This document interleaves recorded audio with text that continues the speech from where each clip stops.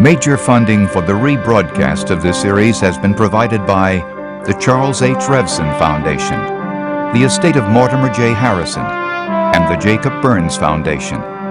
Additional funding has been provided by the Lemberg Foundation. Major funding for this series was originally provided by the Charles H. Revson Foundation, Petrie Stores Corporation, and the National Endowment for the Humanities. Additional funding was provided by the following: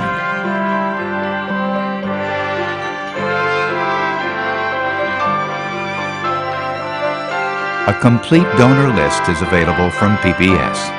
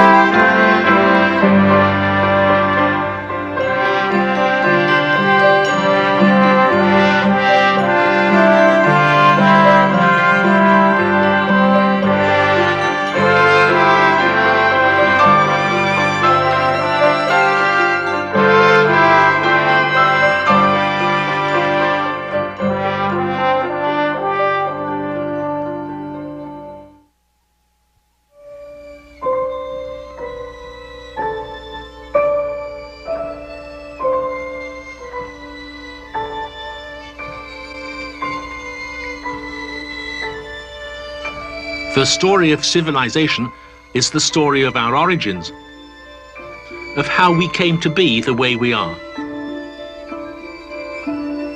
It is a family tree of lost nations, ruined empires, buried cultures, and a surviving strain of ideas that inspired our ancestors. Values that ruled our history and shaped the modern world.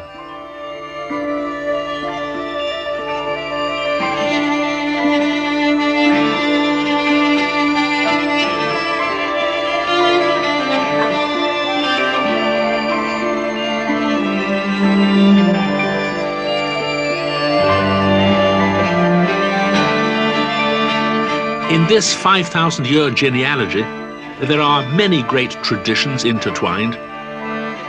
One of them, old enough to carry memories of the mistiest beginnings, runs unbroken to the present day. Follow that single thread, and you follow a course of ideas that gave meaning to the experience of civilization. It is the tradition, the story of the Jews.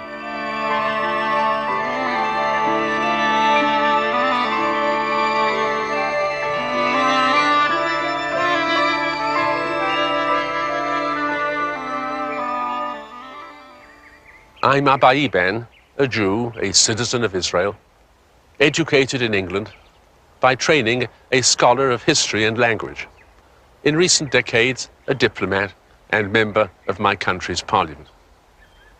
In the 9 one-hour episodes of this series, we're going to show you history through a microscope, focusing on the experience of a single small people, small in size and space and power. We tell their story, not just because of its constant drama, but because their ideas have played a central and influential role in human affairs. Because their history is a link between our origins and our present. You cannot recount the story of civilization without coming face to face with what the Jews have thought and felt and written and performed.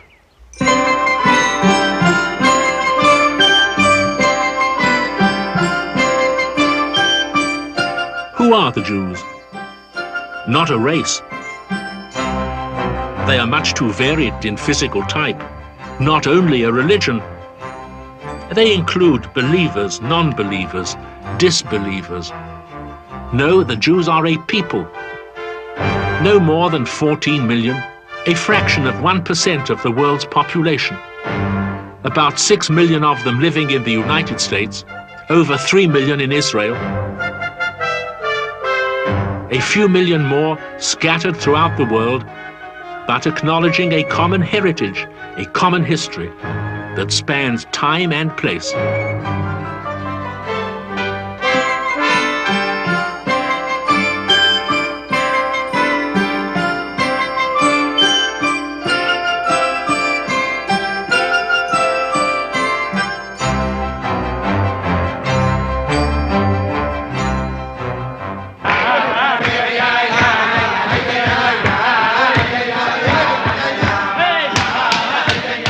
Where does their unique story fit into the larger epic of mankind, into the history of empires and civilizations? When and how did they conceive the idea that has been their greatest and most lasting contribution as a people, the idea of God that most of the world's great religions have come to share? That idea is one of the great reaches of the human mind. It encompasses our view of our fellow human beings, of the universe, of life itself. But it did not arrive in the world full-blown. It evolved, like the Jewish people themselves, over the course of many centuries. The development of that idea, this people, the civilization in which they originated, that is our subject in the first episode of Heritage, the story of civilization and the Jews.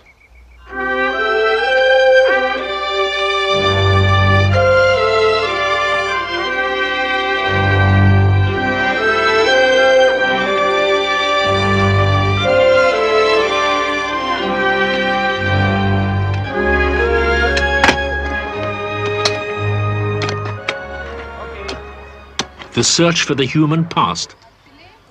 The fascination is probably as old as the human race itself. The science is new. Maybe there's a wall dividing one room from here to the other room here. If it will be very good.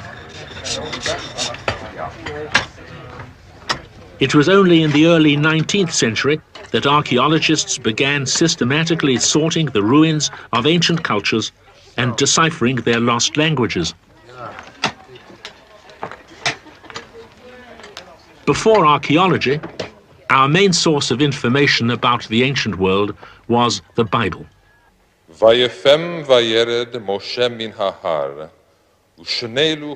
But the Bible is a relatively modern document, an anthology started only about 2,500 years ago by a group of Jewish scholars exiled from their homeland in a foreign capital called Babylon. It was a collection of a people's memories, some written, some only told, about events that were already receding into the distant past. Moses did not know that the skin of his face shone because he had been talking with God. Lorsque Salomon eut achevé la maison de l'Éternel et la maison du roi, aconteció después de la muerte de Moisés, siervo de Jehová. 现在我要念旧约圣经诗篇90篇，神人摩西的祈祷。 Wtedy to dwaj mężowie odeszli w stronę Sodomy, a Abraham stał dalej przed Panem. រួចពួកកូនចៅអ៊ីស្រាអែលគេក៏ចូលទៅនាកណ្ដាលសមុទ្រតាមដីគោក The first 5 books of the Bible, which Jews call the Torah, the teaching, traced the genealogy of their people, traced it back to a line of godly men, Abraham, Isaac, Jacob, and Joseph, and before them to an ancient place which was the starting place of all their memories. The Torah calls it Eden, a garden watered by the rivers Tigris and Euphrates. Eden, the legendary site of mankind's origins, the birthplace of our common ancestor, Adam.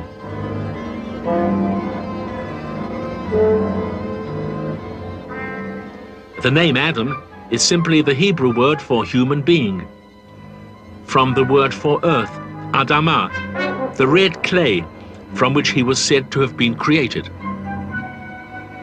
The time, according to the Torah, about 5,800 years ago. As Jewish traditionalists would count it, 3,800 years BCE before the Common or Christian era.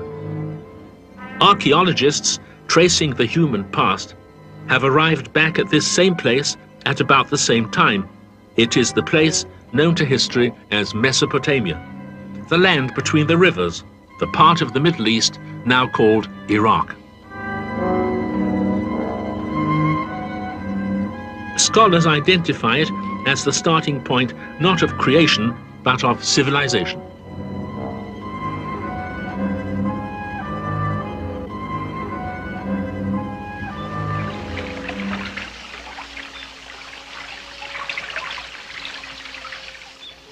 Civilization developed out of agriculture, out of irrigation, which earlier people had devised as a way to temper the droughts and floods of the rivers, to turn chance vegetation into crops they could depend on, turn barren clay into Eden. Irrigation was a social undertaking. More people to share the hard work, the increased flow of water, the increased products of the soil. Irrigation led to communities, and communities became cities. The great process called civilization was underway. Civilization, literally, the culture of cities. Cities first arose in Mesopotamia between 4000 and 3000 BCE. This restored temple is a fragment of one of the earliest cities, a place called Ur, which is mentioned in the Bible as Abraham's ancestral home. It was built long before the Jews as a people entered the story of civilization. Built by a Mesopotamian people called the Sumerians.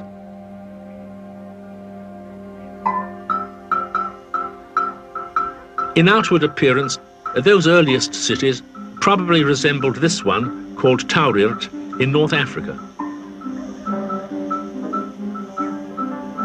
They were mud brick complexes, their walls enclosing a nucleus of public buildings, the temple and the palace, and housing for a population of thousands.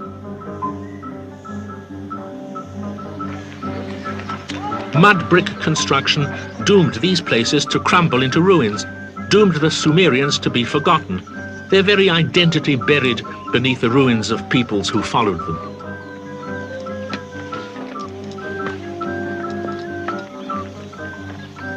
But the Sumerians were, in one historian's phrase, the true inventors of civilization. In the marketplaces of their cities, skills developed into trades. The potter's wheel was a crucial development, an early means of mass production. Ancient man was no longer a mere hunter, no longer just a farmer. He was also a merchant and a craftsman.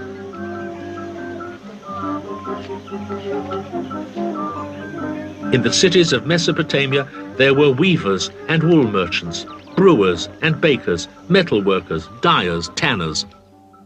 The wheel was a basic device of civilization, and the Sumerians were the first to make use of it. They moved their products in carts pulled by donkeys, vehicles of commerce that soon evolved into a vehicle of war, the military chariot. The Sumerians were the first people known to field an organized army. They also developed the arts of peace. Lives eased by the civilized division of labor found the time to develop music and poetry and painting. On this inlaid panel, found in the ruins of Ur, a Sumerian artist portrayed the life of the 3rd millennium BCE. You are looking at one of civilization's milestones. The picture-like symbols on this tablet are one of the most remarkable of all human inventions, writing. Devised by the Sumerians about 3100 BCE, before Egyptian hieroglyphics, before Chinese ideographs. After various transformations, it emerged as a system of wedge-shaped symbols called cuneiform. With writing, human knowledge could be preserved and transmitted. Writing promoted political development. The rights of citizens were established in legal codes. This early code, engraved in stone, was formulated by a Mesopotamian king named Hammurabi around the year 1750. The office of king was a significant development.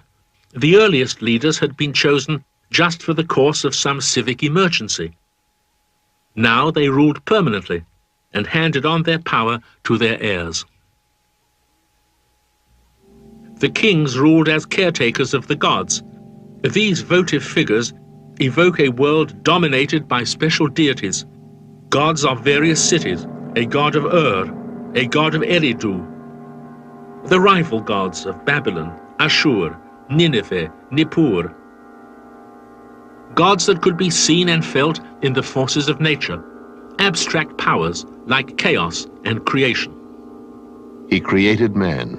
He created the beasts of the field. He created the Tigris and the Euphrates, and he set them in their place.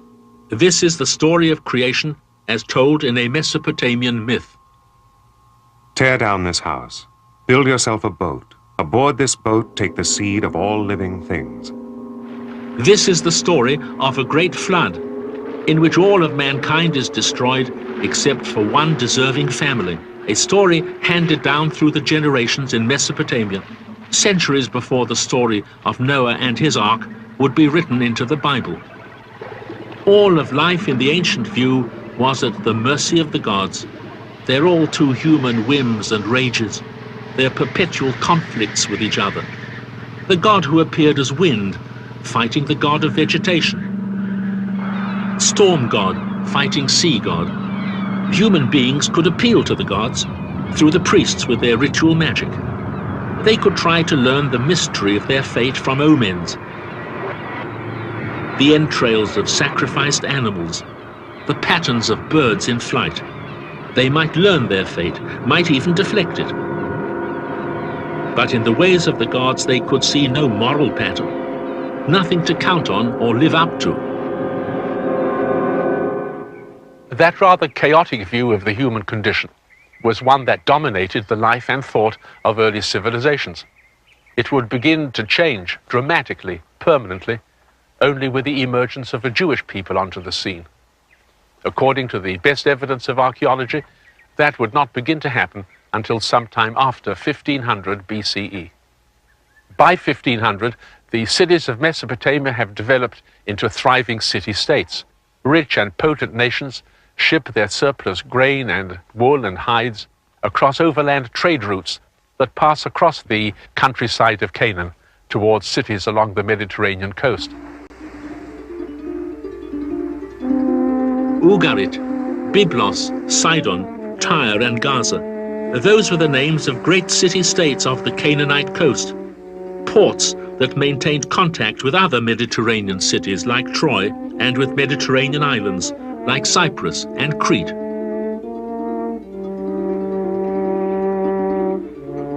Inland, beyond the coastal plain, there were walled citadels guarding the trade routes that stretched east to Mesopotamia. Along those routes, Canaan exported minerals, textiles and dyes, and timber from the cedar forests of Lebanon. The architecture of these cities was indigenous to Canaan. Instead of mud bricks, there was plenty of durable stone. But the culture of the Canaanite cities was in many respects an extension of Mesopotamia in their art, their legal codes, their religious outlook. This huge stone platform may have been an altar used for animal sacrifices in the worship of nature gods, deities identified with the cycles of planting and harvest, death and renewal. The chief of the Canaanite deities was Baal, revered as the source of bounty, of fertility. He dominated a pantheon of lesser gods. Baal's female counterpart, the fertility goddess called Ashtoreth or Astarte. This symbol of political power, a bronze scepter, was found along with a crown in a cave near the Dead Sea. In the Canaanite city-states, power was concentrated at the top of a feudal structure. The king, the royal family, the class of warrior knights, they owned most of the farmland beyond the city walls. The civilization of Canaan produced the alphabet, which became the basis of all Western written languages. It was an advance beyond the system of cuneiform symbols, which the Canaanites had learned from the Mesopotamians.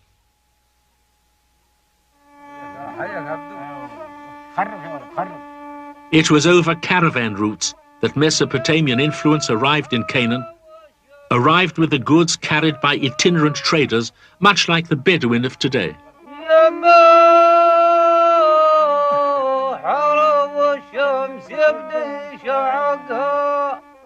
Like these Bedouin, like all peoples, they brought as part of their culture their own lore, their memories handed down from generation to generation, songs, stories, myths rooted somewhere in experience, in fantasy or belief.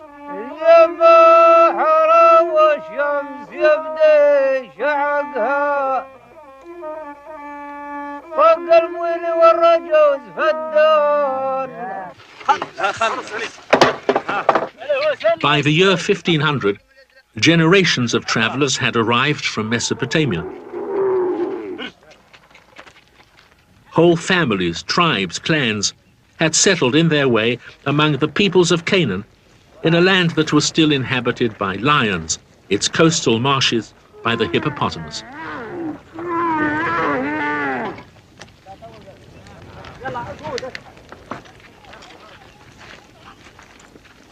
Further centuries would pass before any of the peoples of Canaan could be identified as Hebrews or Israelites or Jews.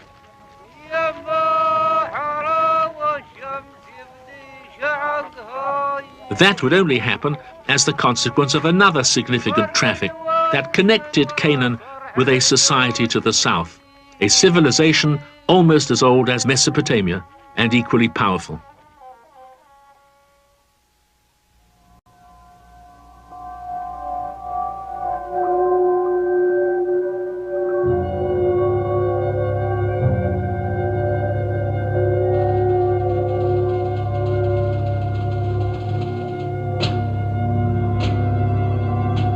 Egypt, a stable, ponderous society, quick to flourish and slow to change, through dynasty after dynasty of absolute rulers, the pharaohs.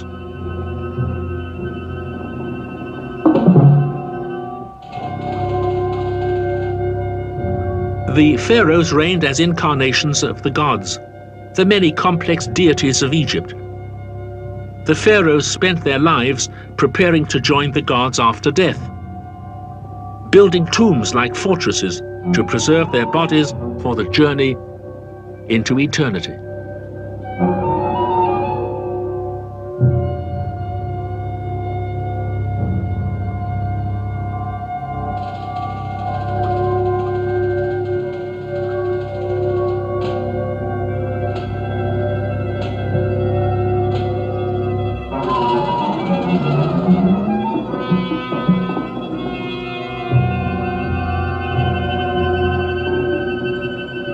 The skill of Egypt's architects and engineers kept pace with the ambitions of the pharaohs. What supported their immense projects was a flourishing economy.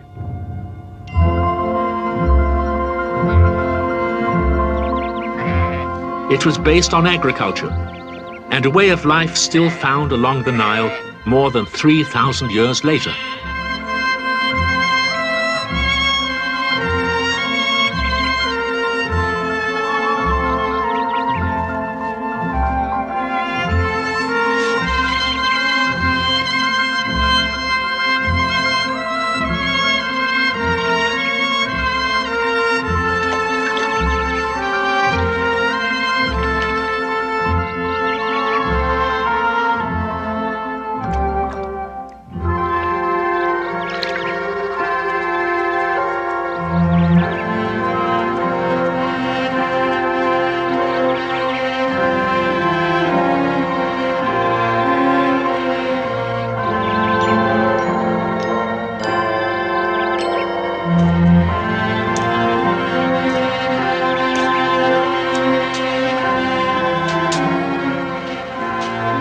In ancient times, the dependable harvests of this delta were a lure to immigration.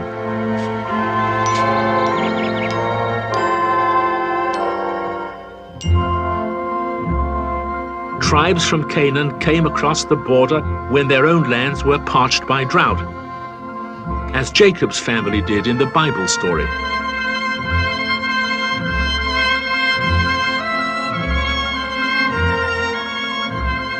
Many of the foreigners stayed to enjoy the rich life of this society.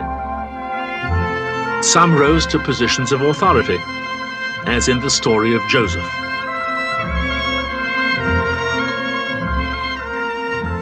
Rich, creative Egypt. Egypt's astronomers were the first to plot the stars, its mathematicians first to chart the earth. Its artists wrote and painted with a zest for daily life.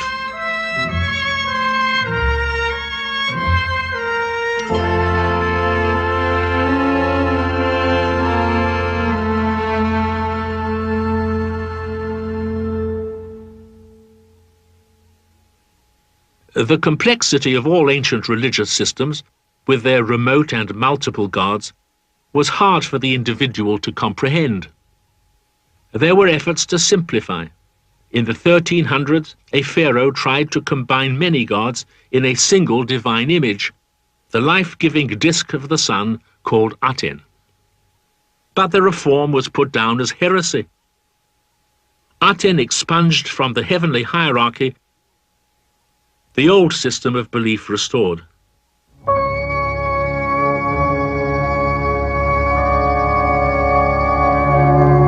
A few decades later, in the reign of a pharaoh called Ramses II, the pace of Egyptian history seems to quicken.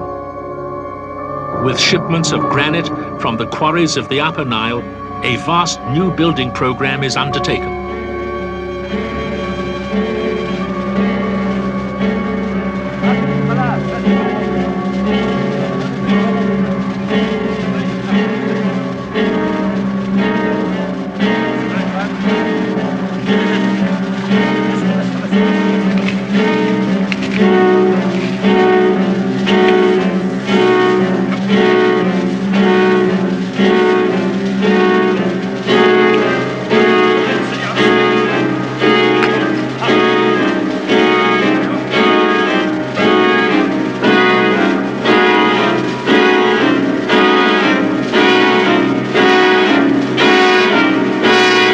The pharaoh orders additions to the great temple of Karnak, the religious capital of the country. A temple to prepare for his own death.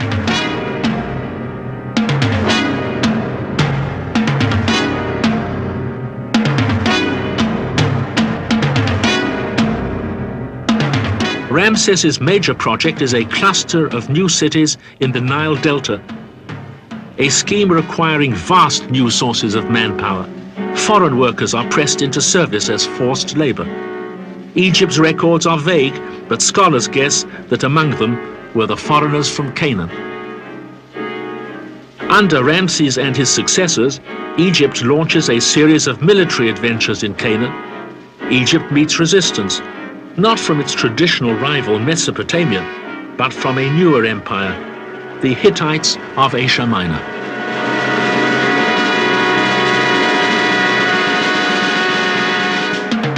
It is in connection with this series of military campaigns that an arresting entry suddenly appears in the annals of Egypt, a single terse, remarkably unprophetic line on a commemorative column erected by a pharaoh named Merneptah.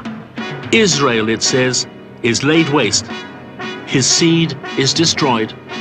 The date is around 1220 BCE. This is the first known written record of a people we might identify as Jews.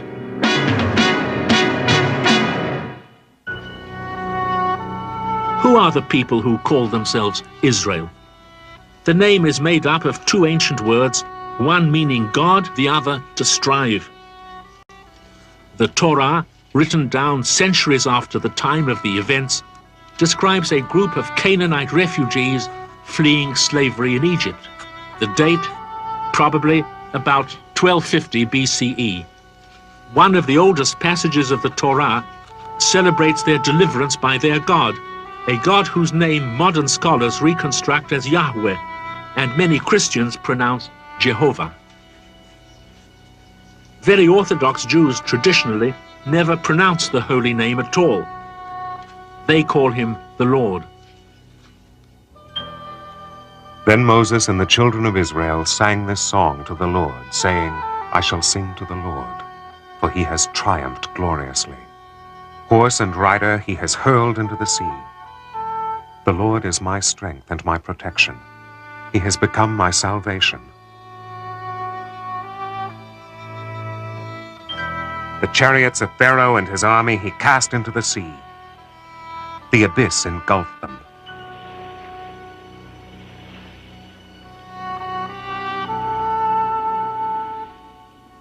The charismatic leader called Moses, the escape route, the chronology of the Exodus, these are matters for which the Bible is our only source, but the fact of the Exodus and its impact are hard to dispute. In the story of mankind, the emergence from Egypt into this wilderness sanctuary would become a universal metaphor, an everlasting symbol of the human need and right to be free. In Jewish tradition, it would be celebrated by generation after generation in the springtime holiday of the Passover, a festival of liberation as fervent as any nation's Independence Day. It evokes the feelings of the liberated tribes leaving the labor camps of the Nile Delta behind them. To them, the Exodus must have seemed nothing less than a miracle, a deliverance so implausible, so incredibly dramatic, that it could only be a divine act. It was evidence of the power of their own special God, not a universal God. There was no single power ruling over human affairs, but the God of this one little group had triumphed over the mighty pharaohs and their gods. Who is like you among the gods, O Lord? Who is like you, majestic in holiness, awesome in fame, worker of miracles? Some events stand outside history, beyond the challenge of science. What happened to the people of the Exodus may never be established by scholars, but what the Bible says about this awesome place has resonated through the centuries of human experience. And Moses brought forth the people to meet with God, and they stood at the base of the mountain. Tradition calls this towering peak the Mount Sinai of Exodus, the landmark of the whole Western religious heritage. At its base, for the last 12 centuries, a Greek monastery has sat in humble attendance. The meaning of this place is commemorated in the words of the Torah. For this is the place tradition identifies with the covenant, the agreement by which the people calling themselves Israel accepted God's law and God promised his blessings.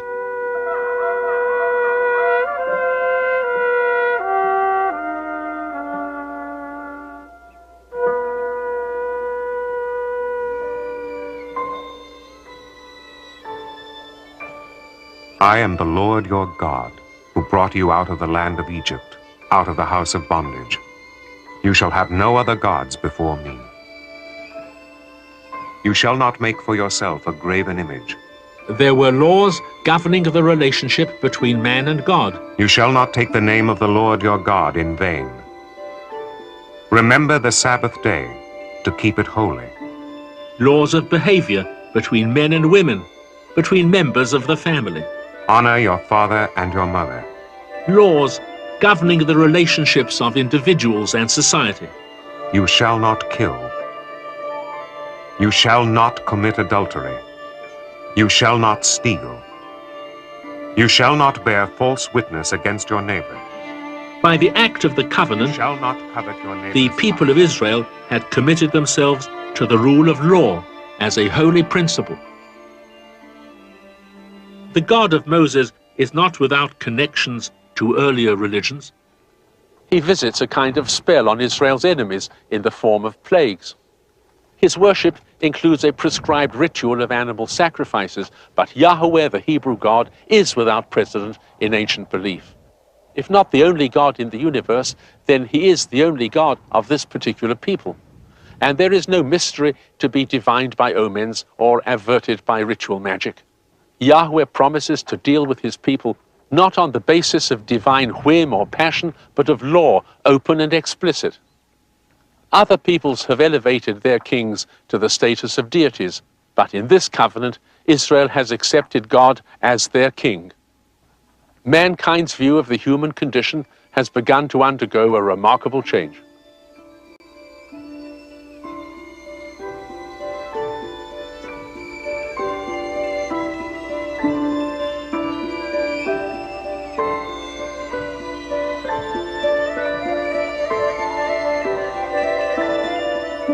The God-driven people who entered the sanctuary of Canaan with a vivid memory of the Sinai experience merged into the established Canaanite population. Most of them, after all, were originally Canaanite by language and culture. It was around this nucleus that a new people would be formed, and out of that people, a nation.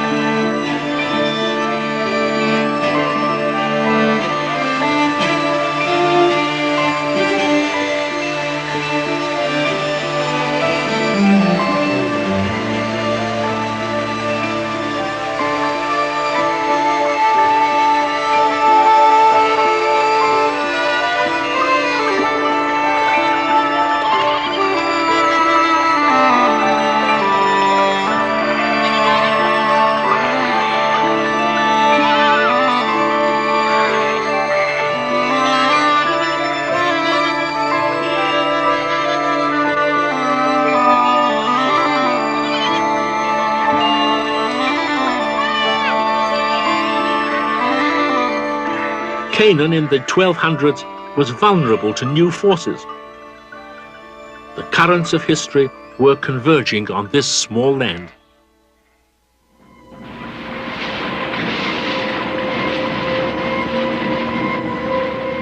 A sequence of landings by warriors from the Aegean, the area that would later be known as Greece. The Sea Peoples, they were called. They arrived as mercenaries of the Egyptians and Hittites. They stayed as freebooters, pursuing their own violent cause.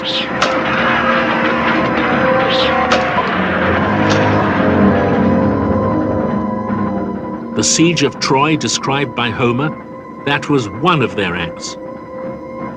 Their pattern of pillage soon spread south. One group, known as Philistines, occupied the coastal cities of Canaan. Later, the country would bear their name, Palestine. The social structure of Canaan was in flux. The poor were fleeing the cities. The tenant farmers who worked the nobles' land, the nomads who sometimes settled among them, were driven by hardship, by repression, and the turbulence of the times.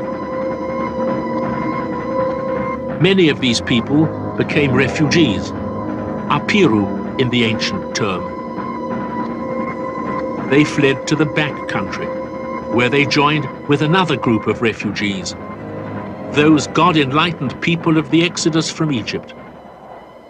Two groups of apiru, which may be the source of the word Hebrew.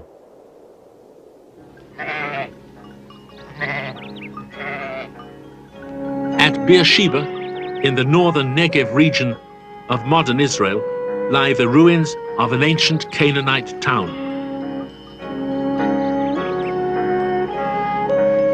It became a Hebrew settlement sometime in the 1100s.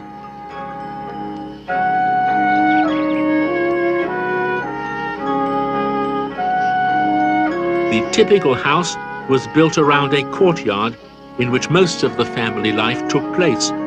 It was surrounded by 3 or 4 small rooms. Stone pillars supported some sort of roofing which sheltered the family members and sometimes the animals. Life in those places was simple and egalitarian, like the character of Israel's belief, in which the only authority was God's, and everyone had equal access to his law. Today, in the nearby countryside, you can find small Arab villages in which the atmosphere of those early settlements still survives.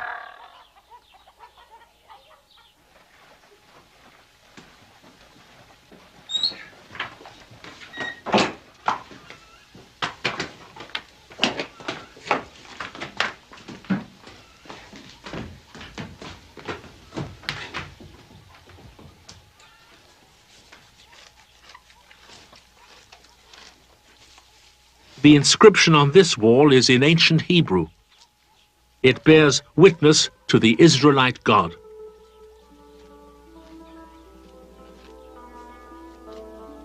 In the course of 2 centuries, the belief in Yahweh and his law spread through the hill country and wilderness of Canaan by conversion and by conquest.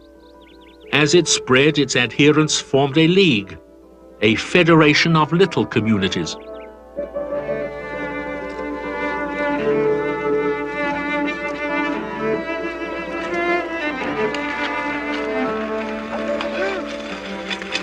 Their only authority was a temporary leader they called a shofet, or judge, men like Gideon and Samuel, a woman named Deborah.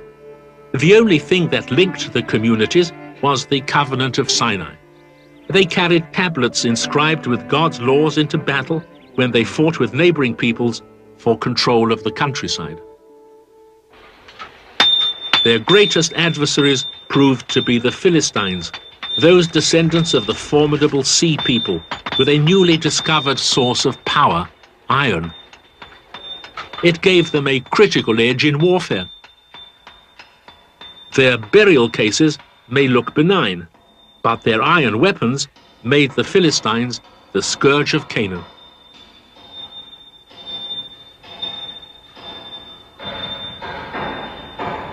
About the year 1020, faced with a losing war against this enemy, the Israelites adopted a course often taken by ancient peoples in times of crisis. They chose a king. His name was Saul.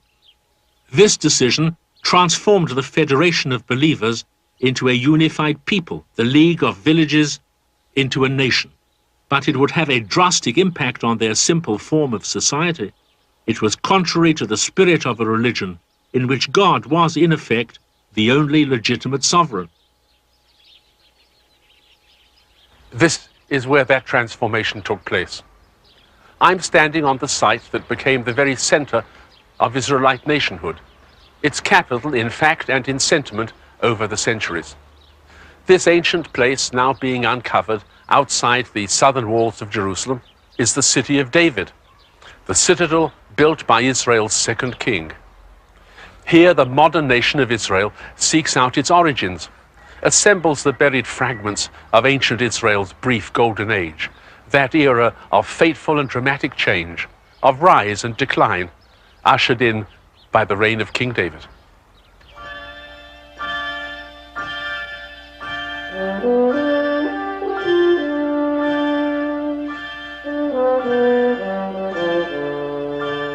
David, a popular hero who staved off the Philistine threat and unified the scattered communities of Israel.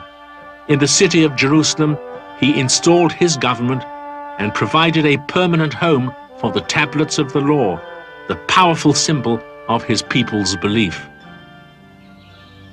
David himself was one of the voices of that faith, a poet credited with some of the loveliest psalms in Hebrew literature. O Lord, our Lord, how great is your name in all the earth. When I consider your heaven, the work of your fingers, the moon and the stars, what is man that you are mindful of him?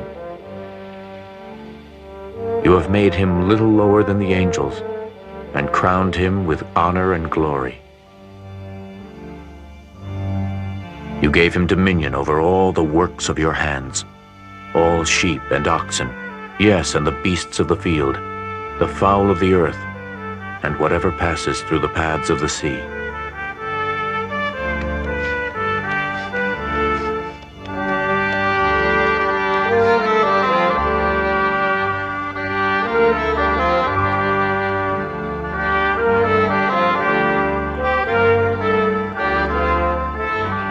David's legacy was an empire.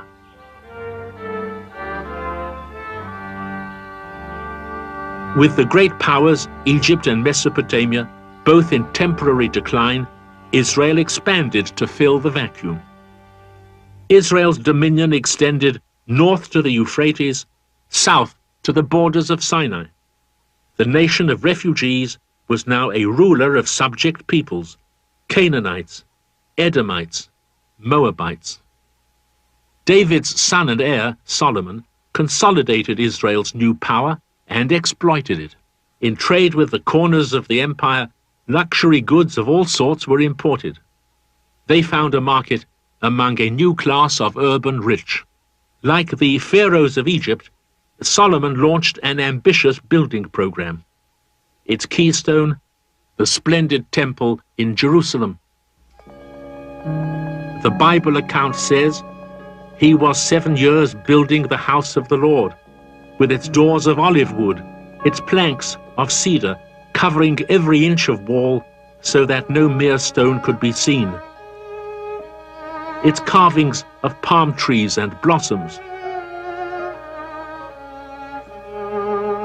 Winged beasts called cherubim, their wings spreading from wall to wall, the figures overlaid with gold." But in the city of the Lord, Solomon permitted the worship of Baal and foreign cults. And there were other building projects. Solomon fortified Canaanite cities, Hatzor, Megiddo, Gezer. Gezer was the dowry of a foreign princess, one of Solomon's wives. Israel was now tied to a system of foreign alliances, bound to an imperial style that was undermining the old communal way of life. This is all that is left of Fortress Gezer.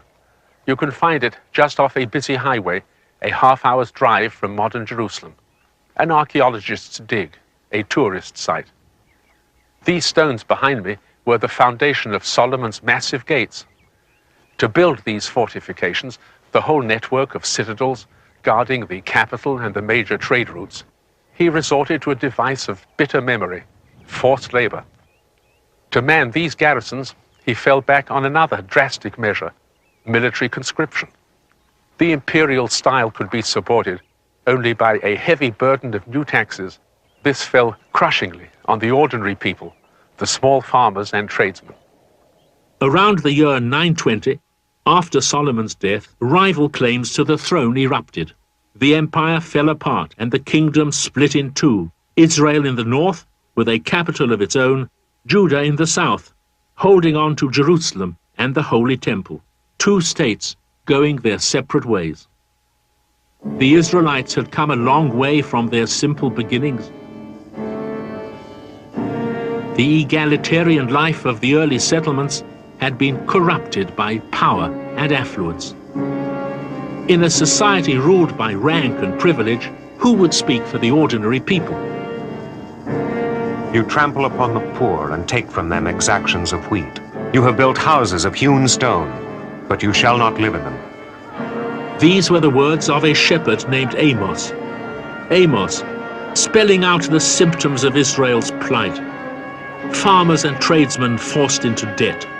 A rising class of rich landowners collaborating with corrupt judges, exploiting their neighbors' distress. Listen to this, you who would devour the needy, annihilating the poor of the land, tilting a dishonest scale and selling grain refuse as grain. The Lord swears by the pride of Jacob, I will never forget any of their doings. In the 8th century, as inequities worsened and society disintegrated, the cry for social justice was taken up by other inspired dissidents. Hosea, Micah, Isaiah, the men we have come to know as the prophets. Some were imprisoned for their dissent. They preached against foreign alliances. against the spread of foreign cults. The prophets spoke as caretakers of the religion, recalling the Israelites to their origins, recalling them to God's law.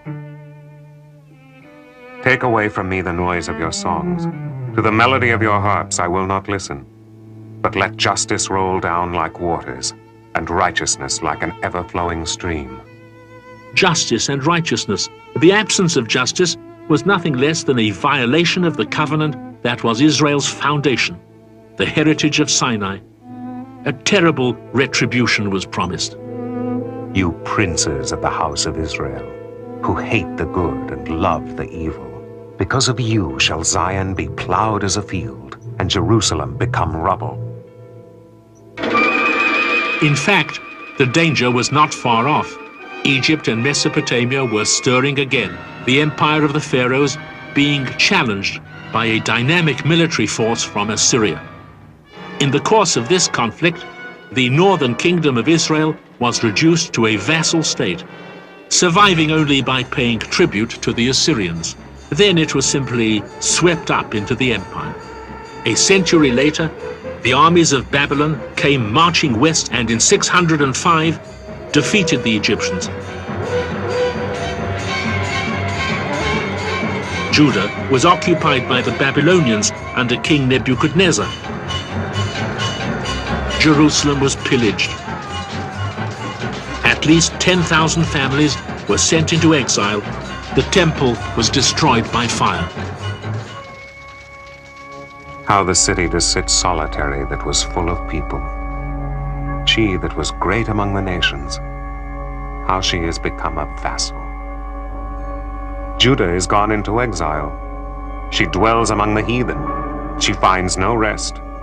The year was 586 before the Common Era, one of the bitterest years in Jewish memory. The life of the independent nation was ended. Its unifying symbol, the temple, was in ruins. The leadership in exile in Babylon. In this majestic city of perhaps 1 million people, more than 500 miles from ruined Jerusalem, a group of Hebrew scribes set about organizing and assimilating their people's history. This is where they assembled the law, written and spoken, the writings and sayings of their leaders, poets and prophets, assembled it into the first books of the Bible, into their great national work, the Torah.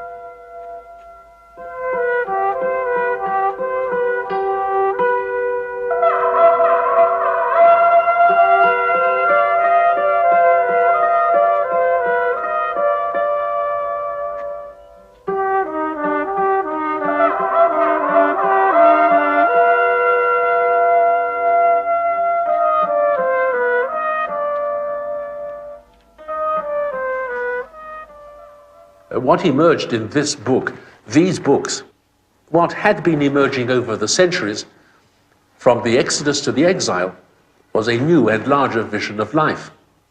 In the tragedy that had overtaken them, the exiles saw the hand of a universal God. Had not the prophets warned them that violating the covenant would bring on a terrible punishment? Was it not their God, Yahweh, who had sent the mightiest empires of the world to punish the Israelites? So Israel and the enemies that had brought about its downfall were all the instruments of a single God and his universal law, a law in which goodness was required and in which wrongdoing was doomed to failure. All the world's nations were linked in a common destiny, bound together by a moral law with inescapable consequences. At the center of this vision was no mere God of nature, but the God of all history, no mere national God, but the God of all mankind.